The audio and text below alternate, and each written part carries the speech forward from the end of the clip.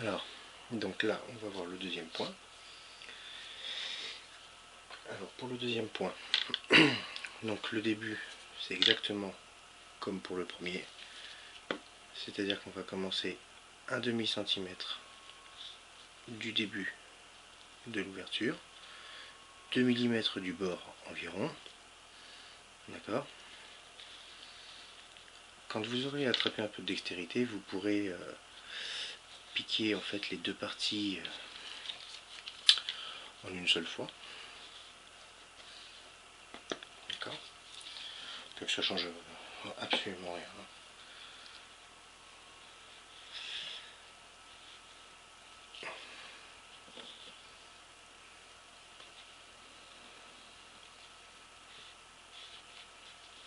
Donc là c'est pas pratique.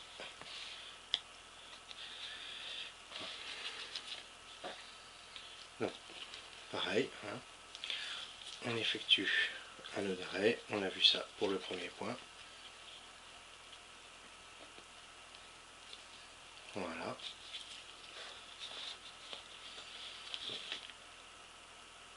Ça n'a rien de sorcier, hein. La même chose. Donc,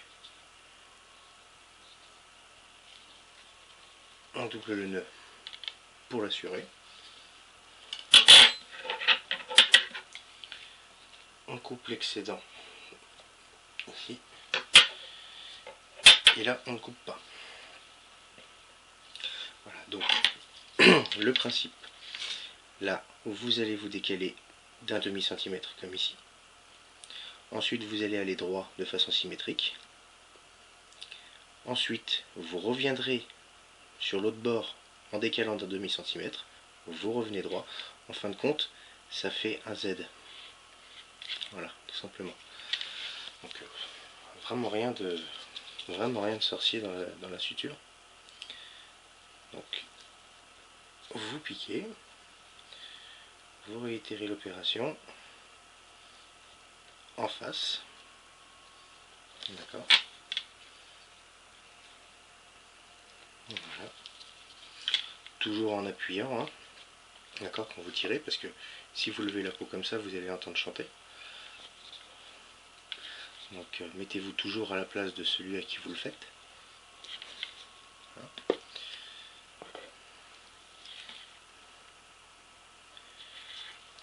Vous guidez toujours votre fil. Alors là, bon, c'est de la chambre à air, donc ça accroche énormément. C'est pas fait pour, d'accord. Donc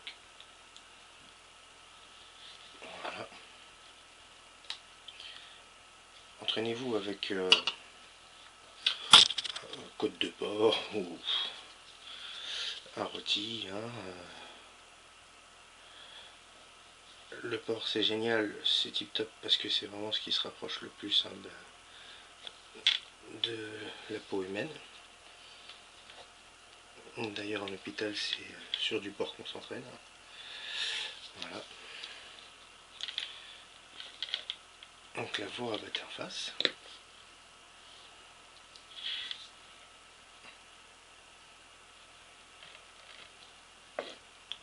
Vous voyez là ça accroche parce que bon ça bouge, hein, parce que c'est léger. Voilà.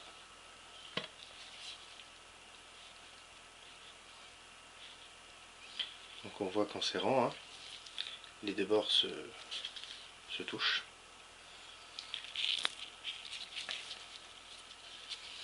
Vous revenez ici, toujours, hop, un demi-centimètre.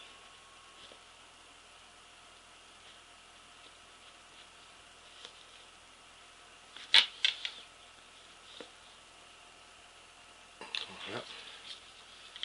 Alors, vraiment, oui, voilà, c'est juste pour montrer le point. Je vous déconseille vivement d'utiliser de la chambre à air, parce que ça accroche énormément, donc vous n'aurez pas les mêmes sensations. Hein, donc là, c'est uniquement pour montrer le point. C'est ça l'idée. Le point et la manière de faire, mais là, la chambre à air, c'est vrai que c'est vraiment pas l'idéal étant donné que ça accroche. Donc là en plus le support est beaucoup trop léger. Et à peine je tire sur le fil que ça monte. Voilà. Et alors vous l'aurez compris, hein, vous réitérez, et en fin de compte, jusqu'au bout. Et l'histoire est réglée. Donc ça, là vous avez fait une suture. L'intérêt de ce point par rapport à l'autre, c'est que vous n'effectuez pas en fait de nœud d'arrêt et vous recoupez et vous recommencez en fait. Vous n'avez pas de nœud d'arrêt à chaque point en fait. C'est là tout l'intérêt de la chose.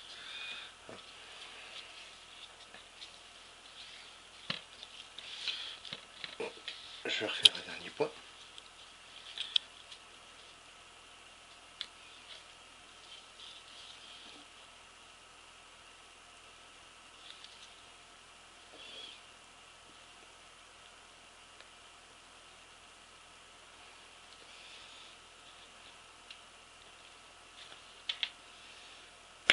Alors, le premier point ici, c'est ça couvre quasiment tout. Hein.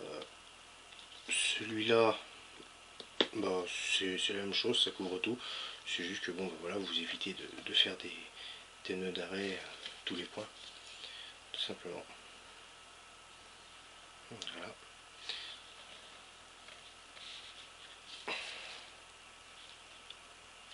Voilà. Et vous continuez, tout simplement. Donc là en fait, il faut que vous avez fini de suturer. Donc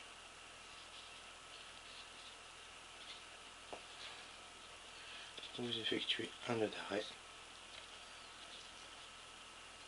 D'accord.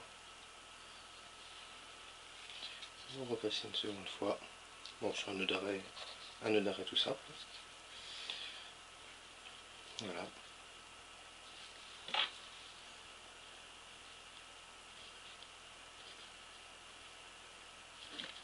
Voilà.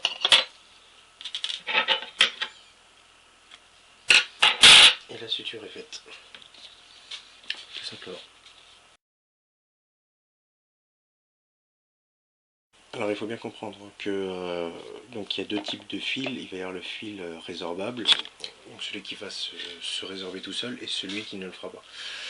Donc pour les sutures profondes, vous utilisez du fil résorbable, donc parce que sinon il va falloir ouvrir pour retirer le fil. Donc si vous ouvrez, vous allez devoir resuturer. Donc là c'est infini. Pour une suture de surface, bon, ce qui généralement ça va être ça, parce que sinon les sutures en profondeur c'est trop. C'est pas notre domaine, on n'est pas chirurgien. Donc pour une suture de surface, le fil vous allez devoir le retirer, mais alors pour le retirer c'est vraiment pas compliqué, hein. Vous coupez et puis vous retirez le fil tout simplement.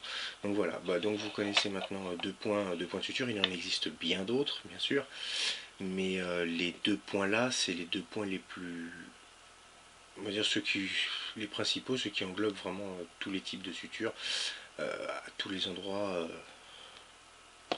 utiles. Donc voilà, alors il y a différents types de fils comme je l'ai dit, donc des fils qui vont être plus épais et d'autres plus fins. Prenez les deux. Hein.